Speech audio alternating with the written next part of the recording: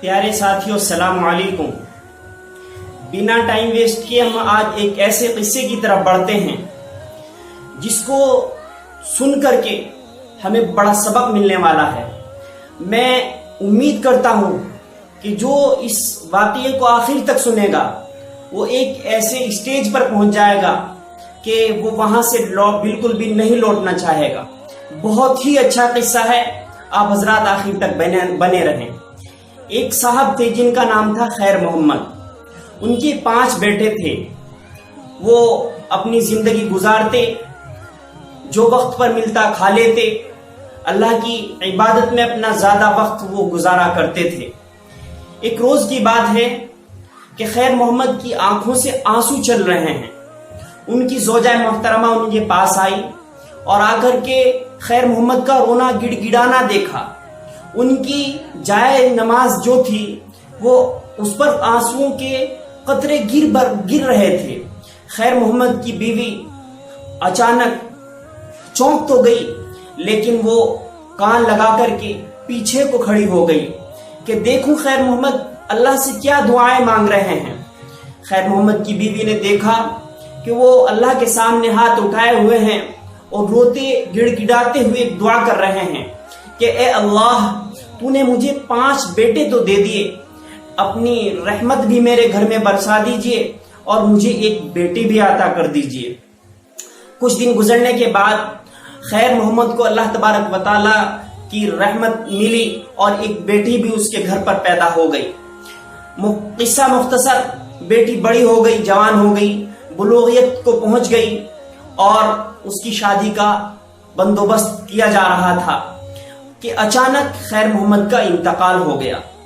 اس کے انتقال کے بعد جب اس کو غسل دے دیا گیا، کفن دے دیا گیا اور محلے والے، بستی والے یا جو اعزاء و اقارب رشتہ دار وہاں پر موجود تھے، انہوں نے اس کو قبرستان تک پہنچانے کے لیے اٹھانے کی کوشش کی تو بھیڑ سے آواز آئی کہ میت کو مت اٹھاؤ، اس کے اوپر میرا قرض ہے، جب تک وہ قرض ادا نہیں کیا جا سکے گا تب تک میں اس کو دفنانے کی اجازت نہیں دوں گا۔ سب لوگوں نے پوچھا کہ کس نے آواز لگائی ہے؟ اس نے اس کے کان میں کہا، اس نے اس کے کان میں کہا، الغرض اس کا پتہ نہ چل سکا۔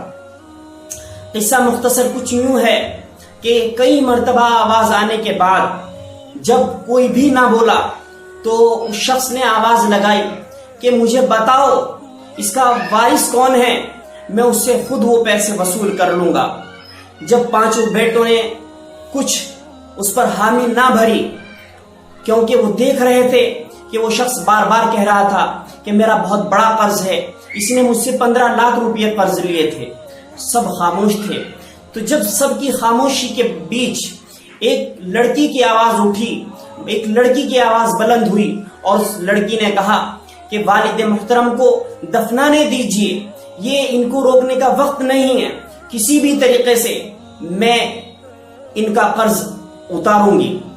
وہ شخص جو آواز لگا رہا تھا فوراً اس لڑکی کے پاس آیا اور آ کر کے کہنے لگا کہ تو ہی ان کی اصل وارث ہے، میں نے 15 لاکھ روپے قرض نہیں دیے تھے، بلکہ خیر محمد میرے بہت اچھے دوست تھے، انہوں نے 15 لاکھ روپے میرے حوالے کیے تھے اور کہا تھا کہ کوئی ایسا طریقہ آزمانا جس سے پتہ چل جائے کہ سب سے زیادہ محبت مجھ سے کون کرتا ہے۔